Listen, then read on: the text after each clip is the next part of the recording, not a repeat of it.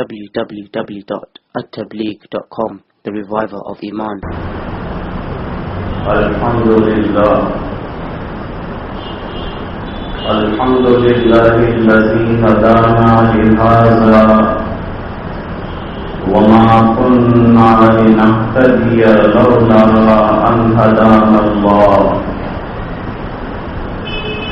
لقد جاءت رسل ربنا بالحق صلوات الله وسلامه على سيدنا محمد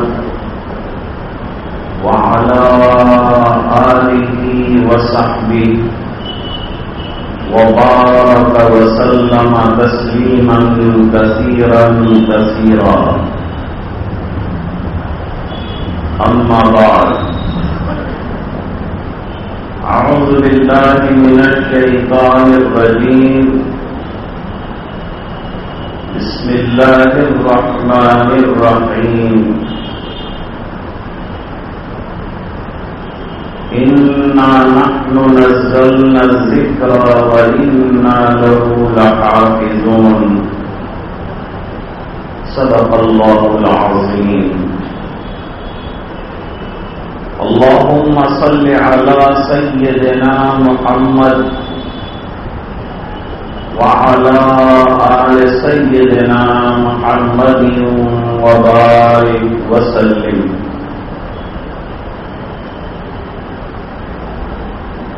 اللہ تعالیٰ نے ہر نبی کو اپنے زمانے کے اعتبار سے مختلف معجزات دے کر بھیجا ہے.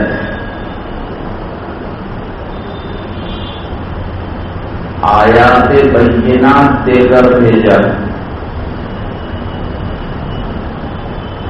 یعنی کھلم کھلا نبوت کے دلائل، اور یہ دلیلوں میں بڑا معجزہ ہوتا ہے. ایک طرف حضرت موسیٰ علیہ السلام کو اللہ تعالی نے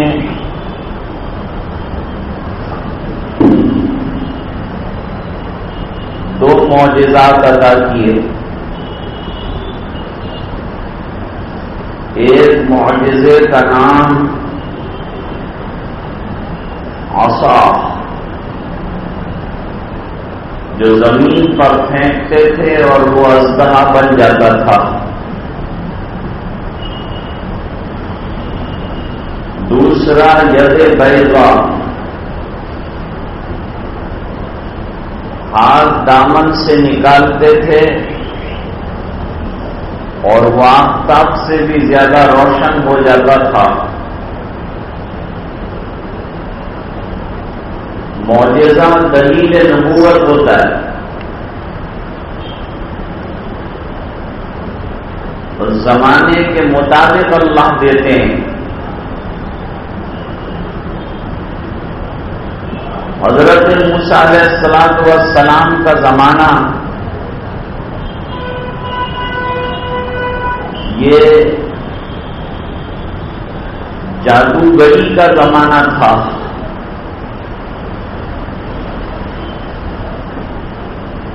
اس بنا پر اللہ تعالیٰ نے معجزہ ایسا عطا کیا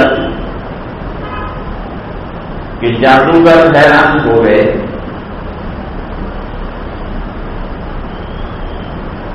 حضرت صالح علیہ السلام کے زمانے میں پہاڑوں میں عمارتیں بنانے کا لوگوں کو شوق تھا. وَثَمُودَ الَّذِينَ جَابُوا الصَّخْرَ بِالْوَادِ. تو اللہ تعالیٰ نے قوم صالح کے تقاضے پر پہاڑ سے ایک مہیب اونٹنی نکالی.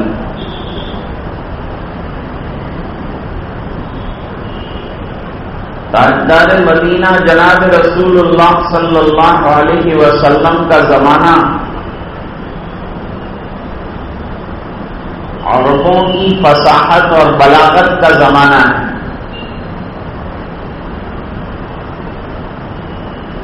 اس لیے جہاں دوسرے معجزات دیے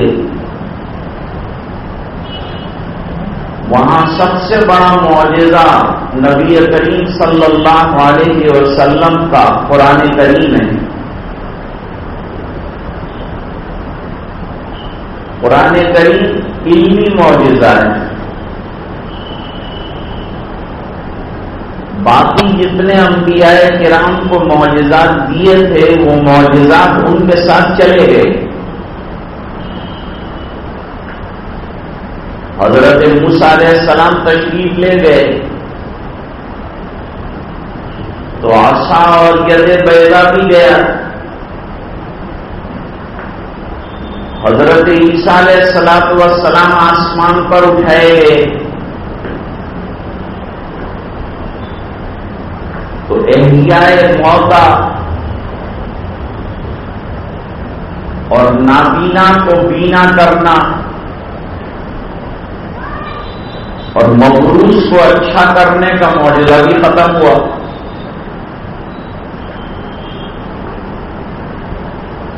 لیکن سرکار تشریف لائے قرآن کریم لے کر. قرآن کریم سرکار کا علمی معجزہ. اس زمانے کے لیے لوگوں کے واسطے چیلنج تھا، آج بھی چیلنج ہے.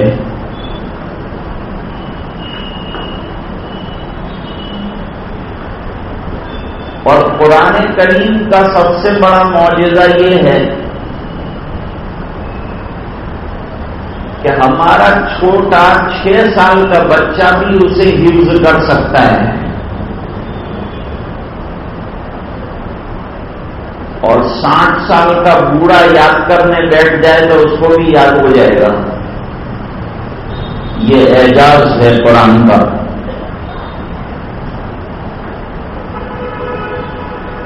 جب نبی کریم صلی اللہ علیہ وسلم نے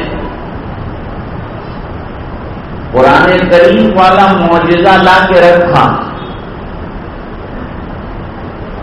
تو عرب والے اس کا جواب دینے سے حیران تھے. وہ لاجواب تھے، ان کے پاس اس کا کوئی جواب نہیں تھا.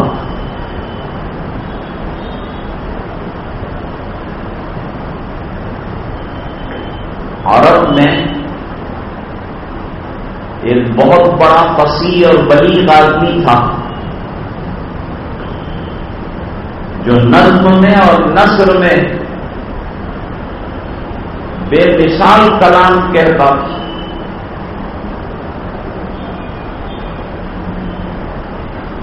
سرداران مکہ اس کے پاس گئے اور اس کے ساتھ طے کیا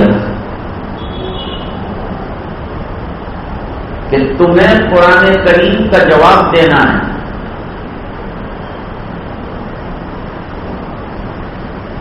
اس نے کہا اس کے لیے تو عرصہ دراز چاہیے. کہا ہم آپ کی سب ضرورتیں فراہم کریں گے، آپ کے کھانے پینے کا انتظام کیے غار کے اندر کر دیں گے. کاغذ اور قلم بھی اس زمانے میں قیمتی چیزیں تھیں وہ بھی دیں گے اور آپ کے گھر والوں کا خرچہ بھی پورا کریں گے. تمہارا رات دن صرف ایک ہی کام ہے کہ قرآن کریم کا جواب لاؤ اور ایک سورت منتخب کر لو. کس سورت کا تم کو جواب دینا ہے تاکہ ہم دن دنا کر لوگوں کے سامنے کہیں کہ کون کہتا ہے کہ قرآن کریم کا جواب نہیں ہو سکتا. لو ہم نے جواب لکھا ہے.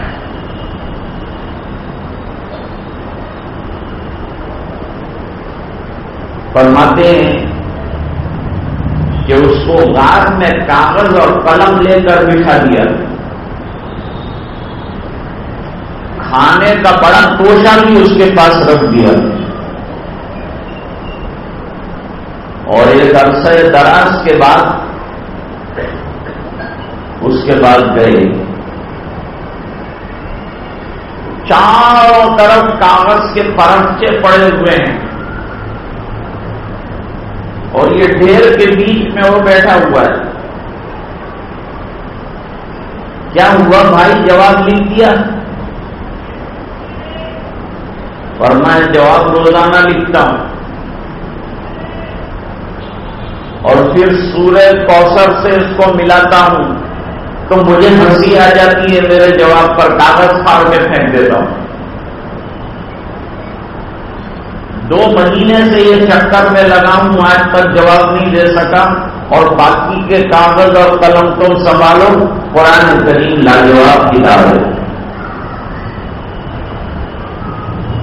ایسی زبردست کتاب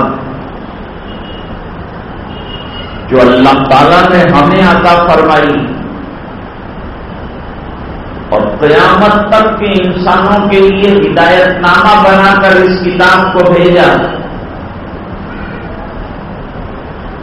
اس قرآن کا اعجاز یہ ہے کہ دنیا کی کوئی کتاب یاد کرنا مشکل ہے، لیکن قرآن کریم کے یاد کرنے کو اللہ نے آسان بنا دیا۔ آج دنیا میں لاکھوں کے اعتبار سے حافظ ہیں، اور قرآن کریم کو مٹانے کی دنیا بھر کی محنتیں ہو رہی ہیں، لیکن اس کے باوجود قرآن کریم کو مٹایا نہ جا سکا، بلکہ جو قرآن کریم کو مٹانا چاہتے تھے وہ مٹ گئے اور ختم ہو گئے۔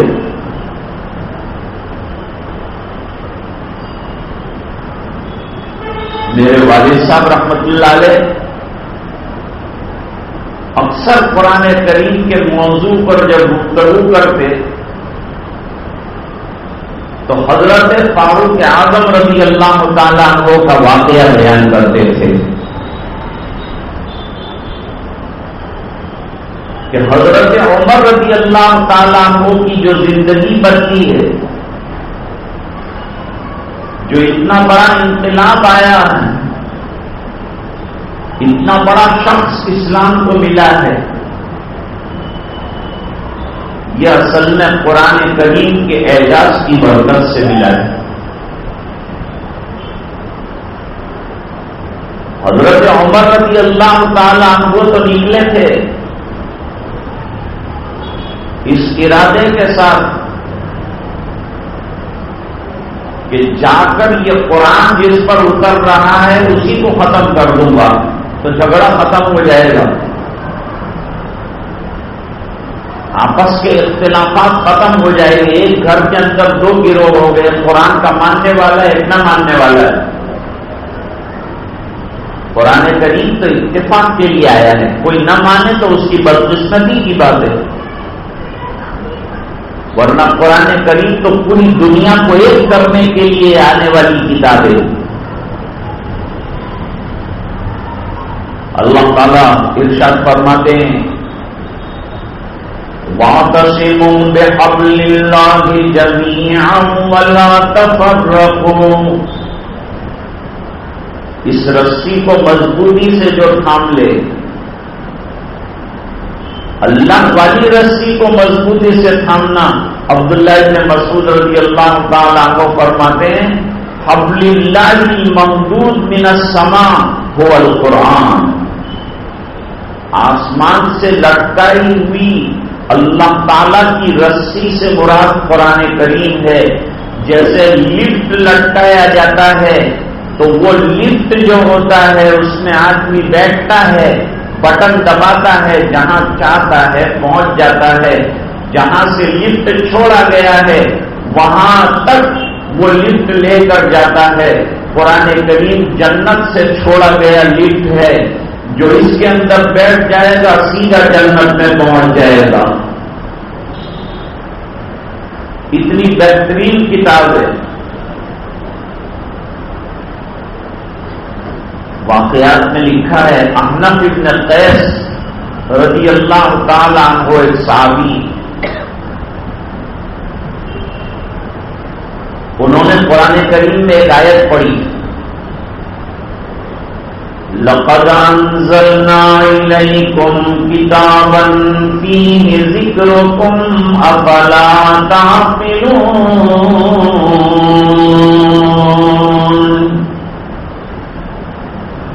ہم نے تمہارے اوپر ایسی کتاب اتاری ہے جس کے اندر تمہارا ذکر بھی ہے، تو قرآن کریم کھول کر بیٹھ گئے۔ ہم تو عربی چونکہ جانتے ہی نہیں اور نہ جاننے کی کوشش کرتے ہیں، کمپیوٹر جانتے ہیں، موبائل جانتے ہیں، بوڑھا انگریزی نہیں سمجھتا، وہ بھی موبائل انگریزی میں چلاتا ہے، لیکن اسے سمجھ میں نہیں آتا تو خالی قرآن شریف نہیں آتا۔ سب کی بات مانیں گے، قرآن کی بات ماننے کے لیے تیار نہیں ہے۔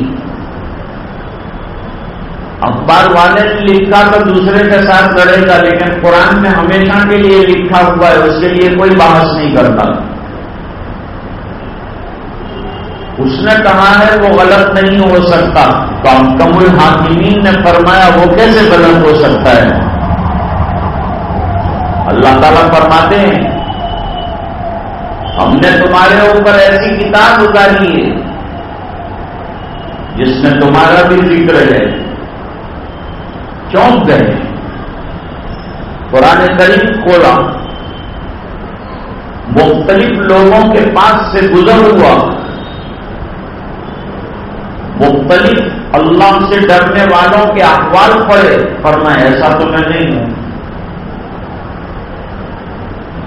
پھر مختلف بدکاروں کے حالات پڑھے، فرمایا اللہ ایسا بھی نہیں ہوں، اتنا برا بھی نہیں ہوں۔ پھر اچانک چوک گئے، ایک جگہ پر آ کر ٹھہر گئے، فرمایا یہ میرا تذکرہ ہے، یہ ہے قرآن کریم قیامت تک کے لیے ہمارا تذکرہ کرتا ہے۔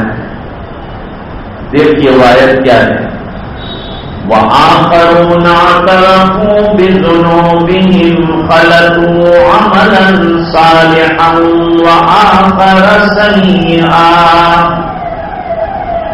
عَسَى اللَّهُ أَن يَتُوبَ عَلَيْهِمْ وَاللَّهُ غَفُورٌ رَحِيمٌ۔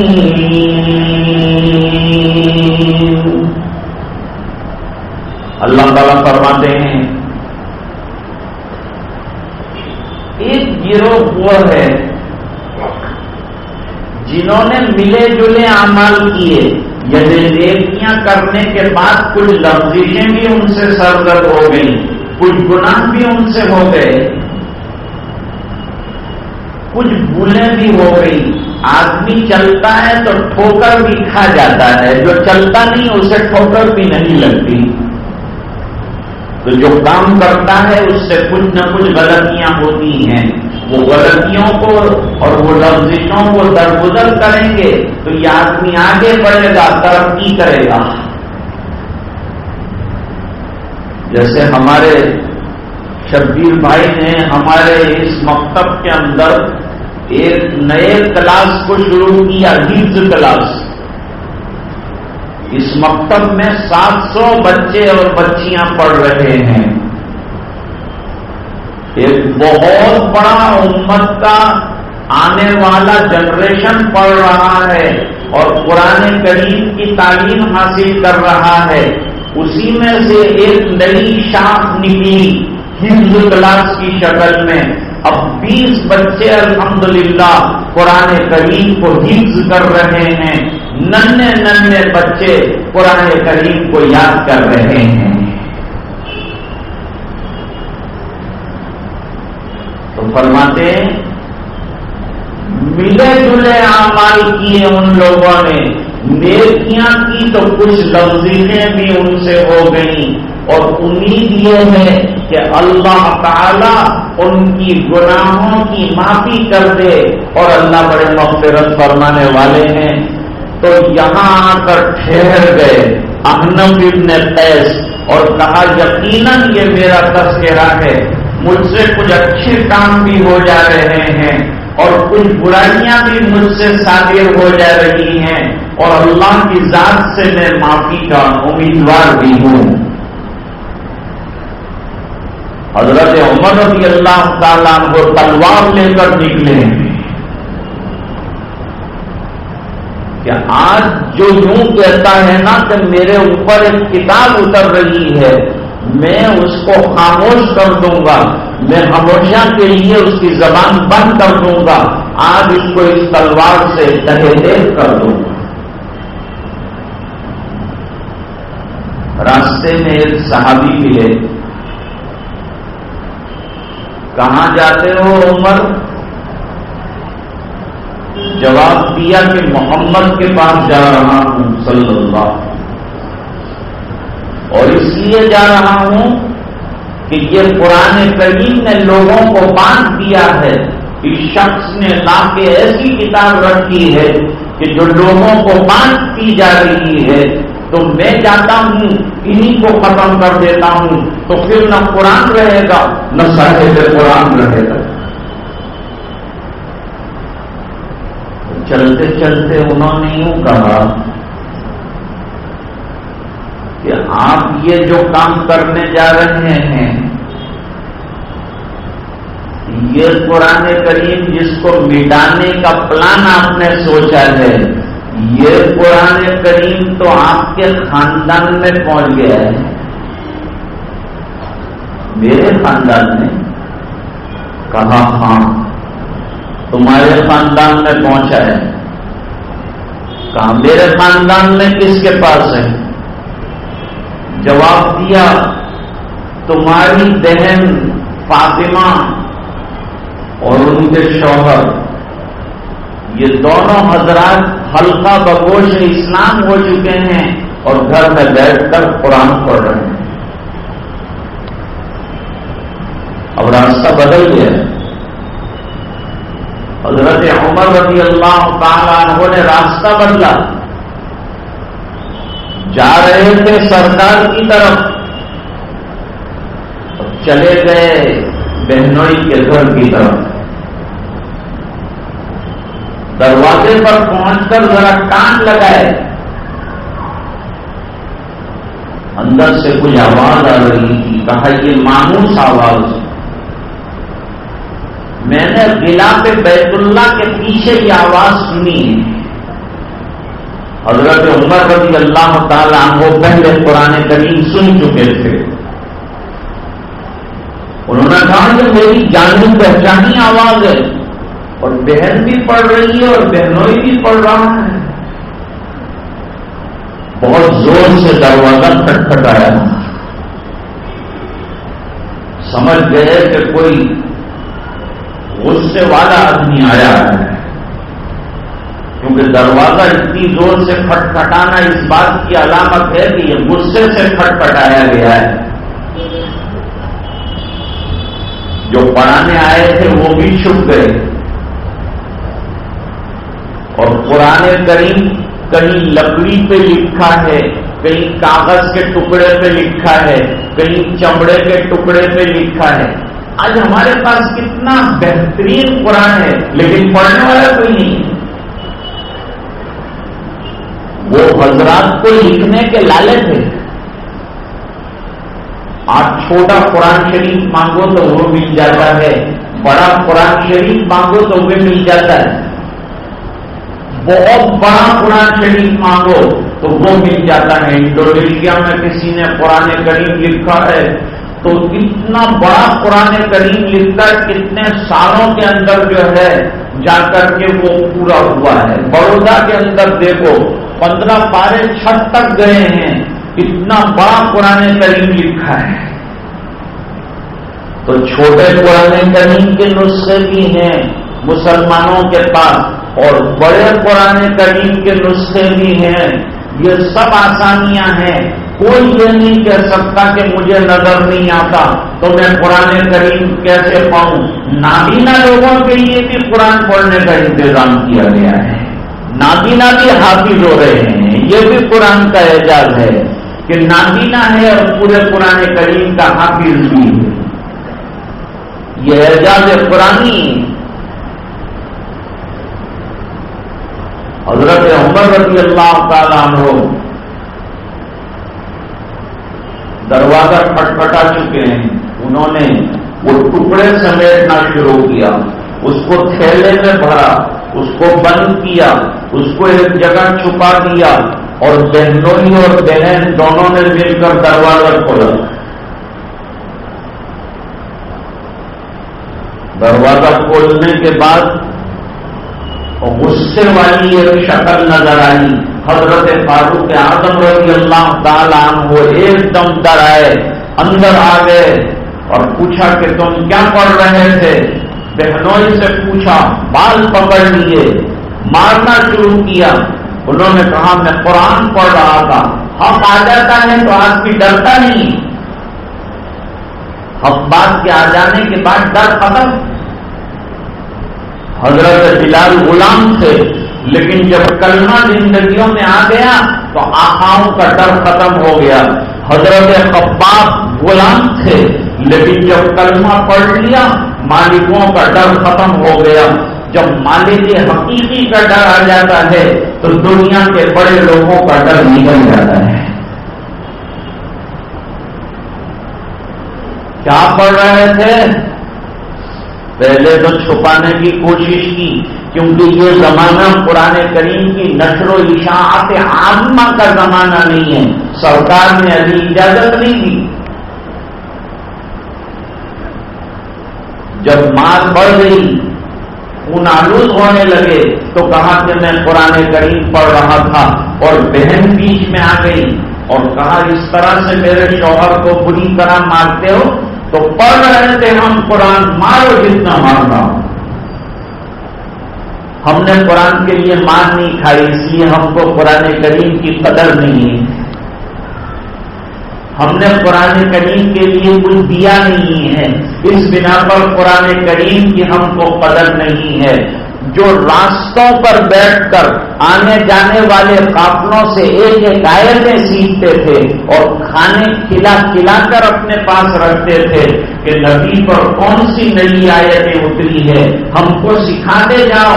وہ ننھے بچے ہوتے تھے جن کو قرآن کریم کا شوق ہوتا تھا کہ نبی پر کیا نئی آیتیں اتری ہیں.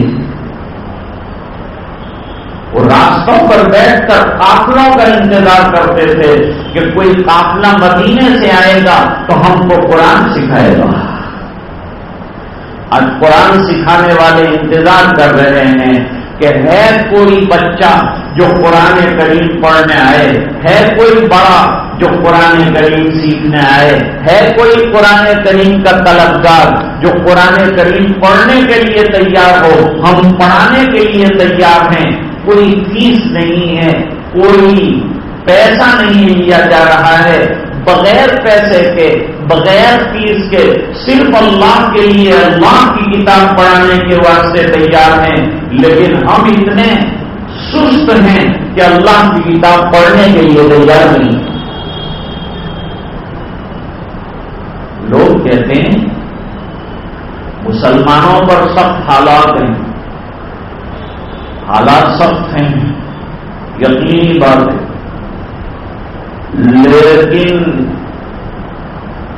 20 کروڑ سے زیادہ ہندوستان کے مسلمانوں میں سے اگر نماز کا سروے کیا جائے گا تو 2% نماز پڑھنے والے. حالات نہیں آئیں گے تو کیا آئے گا؟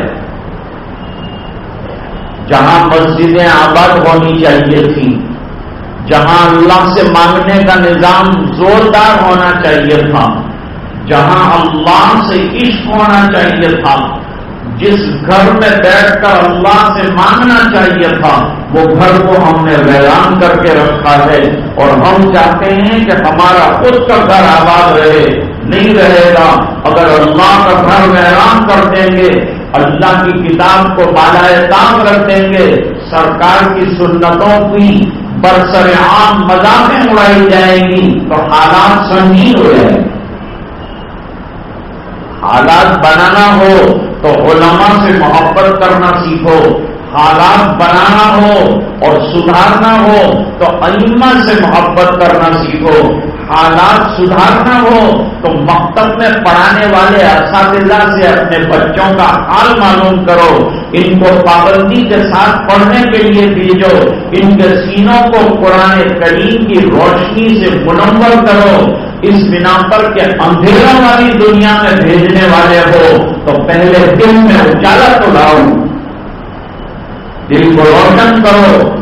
قرآن کریم نور ہے اور دل کو نورانی کرنے والی کتاب ہے۔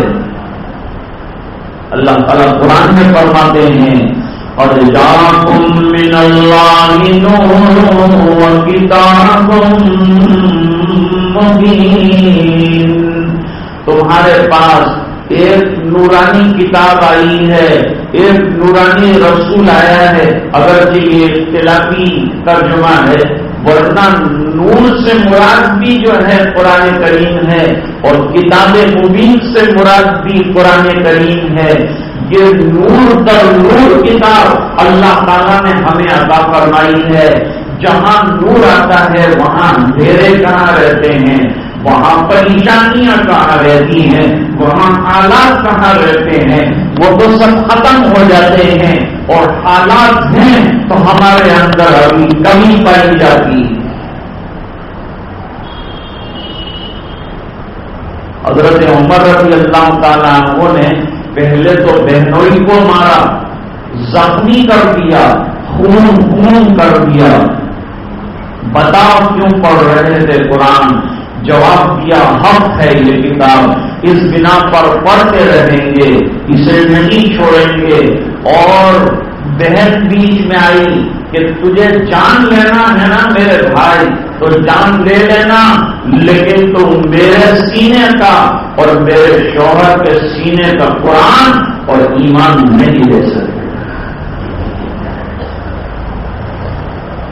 اتنی بیداری آج تک عمر کے سامنے بہن بولی نہیں، اتنی جرأت، سامنے جواب دینے کی اتنی ہمت، یہ ہم نے پیدا کر دی۔ اور نتیجتاً حضرت عمر رضی اللہ تعالیٰ عنہ کو نرم ہونا پڑا، بہتا ہوا بہن کا اور بہنوئی کا خون دیکھ کر نرم ہو گئے۔ حضرت عمر رضی اللہ تعالیٰ عنہ نے کہا کہ تم اس قدر ڈٹے ہوئے ہو اس کتاب کے نہ چھوڑنے پر، تو مجھے بھی تو پڑھاؤ اور مجھے بھی تو سناؤ کہ تم پڑھ کیا رہے۔ بہن نے کہا پڑھے گا تو قرآن، لیکن اس کے لیے جسم میں پاکیزہ بھی چاہیے۔ تیری روح کو تو نبی پاکیزہ کر دے گا، لیکن تیرا جسم پاک کرنے کی ذمہ داری ہماری ہے۔ ایک کام کر لے، ذرا حمام میں چلا جا، جسم پر پانی ڈال لے، تیرا دماغ بھی ٹھنڈا ہو جائے، تیرا جسم ٹھنڈا ہو جائے، تیرا غصہ ٹھنڈا ہو جائے، تو پاک ہو جائے، پھر پاک کلام تجھے سناتے بھی ہیں، پھر تجھے پڑھاتے بھی ہیں۔ اور ادھر گئے حضرت عمر رضی اللہ تعالیٰ عنہ، ادھر بہن خون آلود اپنے جسم کے ساتھ اور چہرے کے ساتھ دعا کر رہی ہے، اے اللہ جسم کو پاک کرنے کا اختیار تو ہم کو ہے کہ حمام میں بھیج دیا اور پاکیزہ ہو کے آ بھی جائیں گے، لیکن دلوں کو پاک کرنا اور روحوں کو پاک کرنا ہے اللہ تیرا کام ہے، دلوں میں اتارنا تیرا کام ہے۔ قرآن ہم سنائیں گے، دل میں ڈوبتا رہے گا۔ اب حضرت عمر رضی اللہ تعالیٰ کو آ گئے، جسم سے پانی ٹپک رہا ہے، سناؤ کیا ہے وہ کتاب، کیا ہے اس کا مضمون؟ مضمون سمجھانے کی عرب کو ضرورت نہیں ہے، وہ معنی کو سمجھتے ہیں۔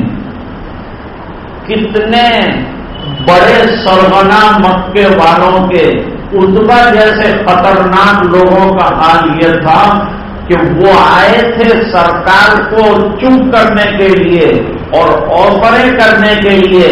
سرکار نے کہا تمہاری تمام آفروں کا جواب چند قرآن کی آیتیں سن کر چلے جانا ہے، سنو مجھ سے قرآن کریم۔ ارے جب معمولی قاری قرآن پڑھتا ہے تو لوگ جھوم جاتے ہیں، تو جس نبی پر قرآن اترا ہوگا جب وہ پڑھتا ہوگا تو کیا سما بنتا ہو، کیا حالت بنتی ہو، کیا دلوں کے اوپر اثر پڑ رہا ہوگا۔ جس نے قرآن کریم کو اٹھایا ہوا ہے، اس کو سینے میں جمایا ہوا ہے، اللہ نے سیدھا قرآن کریم اس کو دیا ہوا ہے، ظاہری بات ہے کہ جب اس کی زبان سے نکلے گا تو قرآن کریم کا کیا اثر سامنے والے پر پڑے گا۔ بات دل سے نکلتی ہے، اثر رکھتی ہے، اور پر نہیں طاقت پرواز مگر رکھتی ہے۔ اور پھر بہن بہنوئی بیٹھ گئے، قرآن کریم پڑھنا شروع کیا گیا۔ ما انزلنا علیک القرآن لتشقى الا تذکرۃ لمن یخشى تنزیلا ممن خلق الارض والسماوات العلی الرحمن علی العرش استوى۔ حضرت عمر رضی اللہ تعالیٰ عنہ میں چند آیتیں سننے کے بعد کہا جس پر اترا ہے یہ قرآن مجھے اس سے ملنا ہے، کیا کرو گے؟ کہا یہ تو میں نہیں بتاؤں گا لیکن مجھے وہاں لے چلو۔ لگتا ہے دعا قبول ہو گئی ہے بہن کی، بند کر دیا گیا مصحف، لے جایا گیا دار ارقم پہ، دستک دی۔ حضرت حمزہ نے کہا دیکھو کون ہے، دروازہ کھلا تو شمشیر برہنہ کے ساتھ فاروق اعظم آ رہے ہیں۔ حضرت حمزہ نے کہا میں جواب دوں، مقابلہ کروں اس کا؟ فرمایا بیٹھ جاؤ۔ میرے نبی نے کہا بیٹھ جاؤ، آنے دو۔ اور جب قریب آئے حضرت عمر چادر پکڑ کر بٹھایا اور فرمایا اب تک بات سمجھ میں نہیں آئی تھی؟ ہمارے شیخ الشیخ فرماتے ہیں کہ اور صحابہ کرام جتنے تھے وہ مرید رسول تھے، اور حضرت عمر رضی اللہ تعالیٰ عنہ مرید رسول بھی تھے اور مراد رسول بھی۔ دعا کی تھی کہ میرے پلے میں پڑ جائے، میرے پلے پڑ جائے، مجھے مل جائے یہ دو عمروں میں سے ایک عمر مل جائے۔ تو اللہ نے حضرت عمر کے حق میں دعا قبول کر لی۔ فرمایا تلوار آپ کے قدموں میں رکھتا ہوں، قرآن کریم پر ایمان لاتا ہوں، تلوار لے کر چلا تھا آپ کو ختم کرنے کے لیے، آپ کے قدموں میں رکھتا ہوں، تلوار بھی میری گردن بھی آپ قلم کر سکتے ہیں۔ کلمہ پڑھوایا گیا، حضرت عمر رضی اللہ تعالیٰ عنہ نے کلمہ پڑھا، ایک تکبیر بلند ہوئی، مکے میں ایک شور ہوا، ایک اعلان ہوا، آج ایک انقلابی شخصیت نے ایمان قبول کیا، آج ایک انقلاب آیا، حضرت فاروق اعظم رضی اللہ تعالیٰ عنہ نے ایمان قبول کیا۔ اس دن سے اللہ تعالیٰ نے ایمان کو فروغ عطا فرمایا اور حضرت عمر قربانیاں دیتے چلے گئے، یہاں تک کہ شہادت کا دروازہ کھٹکھٹایا۔ میرے والد صاحب اس موقع پر ایک فارسی کا شعر پڑھتے ہیں، تو امیدانی کے سوزے تیراتے تو امیدانی کے سوزے تیراتے تو دیگر کو کرد تقدیر عمر ارے تیرے قرآن کریم کی تلاوت کی سر اداس کا کیا کہنا کہ اس نے حضرت عمر رضی اللہ تعالیٰ عنہ کی زندگی میں انقلاب پیدا کر دیا، انقلاب برپا کر دیا، کفر سے ایمان کے دائرے میں داخل کر دیا، ایمان کی شاہراہ پر چلا دیا، کامرانیاں اور کامیابیاں قدم چومنا شروع کر چکی۔ حضرت عمر رضی اللہ تعالیٰ کو اللہ تعالیٰ نے قبول فرما لیا اور انقلاب آیا تو قرآن کریم کی برکت سے آیا۔ وہی کتاب آج ہمارے پاس ہے. انقلاب آئے گا تو اسی سے آئے گا. اپنے گھروں میں داخل کرو قرآن کریم کی تلاوت، اپنے بچوں کے سینے میں داخل کرو، گھر بدل جائے گا، بچے بدل جائیں گے، ماں باپ بدل جائیں گے، محلے بدل جائیں گے، حالات بدل جائیں گے، زندگیاں بدل جائیں گی. ایمان آ جائے گا، قرآن آ جائے گا. کامیابیوں کا جو ہم تلاش میں لگے ہوئے ہیں اور بھلک رہے ہیں اور اس کی ایک جھلک دیکھنا چاہتے ہیں، وہ دروازوں پر دستک دے رہی ہوگی. اللہ تعالی ہمیں سمجھنے کی توفیق عطا فرمائے. شبیر بھائی کا حکم تھا کہ جس کلاس نیا شروع ہوا ہے ان بچوں کے لیے، اساتذہ کے لیے اور ادارے کے لیے دعا بھی کی جائے. تو 2 منٹ دعا کریں گے، پھر یہ بات ختم ہو گئی. اللہم صلی علی سیدنا محمد وعلی آل سیدنا محمد. اللہم نور قلوبنا بنور القرآن وزین اخلاقنا بنور القرآن وادخلنا الجنة بالقرآن ونجنا من النار بالقرآن. اللهم اجعل القرآن ربيع قلوبنا نور صدورنا ذهاب همومنا وغمومنا. اے اللہ ہمارے گناہوں کو معاف فرما، کوتاہیوں سے درگزر فرما، اپنا فضل اور کرم شامل حال فرما. اے اللہ اس مکتب کو قبول فرما، اس کے اساتذہ کو قبول فرما، جو اس میں تعاون فرماتے ہیں ان کو قبول فرما، جو ذمہ دار ہیں ان کو قبول فرما. اللہ جو رکاوٹیں ہوں اپنے فضل سے دور فرما، اس کے جاری رہنے کی غیر سے شکلیں پیدا فرما. اے اللہ یہ جو حفظ کلاس شروع ہے اس میں وسعت عطا فرما اور بچوں کے حافظوں کو قوی فرما. کامیابی کے ساتھ یہ کلاس اور جتنی کلاسیں چل رہی ہیں سب کو عافیت کے ساتھ چلا دے، ہر قسم کی پریشانیوں سے حفاظت فرما دے. خیر اور عافیت کے ساتھ ہمیں اور ہماری نسلوں کو قرآن کریم کا عشق عطا فرما دے، اس کی تلاوت کا ذوق عطا فرما دے، اس کے حفظ کرنے کا جذبہ عطا فرما دے. مرتے دم تک اسے پڑھتے رہنے اور یاد رکھنے کی سعادت سے بہرور فرما دے. اے الہ العالمین یہ دعائیں اپنے فضل و کرم اور حبیب پاک صلی اللہ علیہ وسلم کے طفیل منظور فرما دے برحمتک یا رحمت.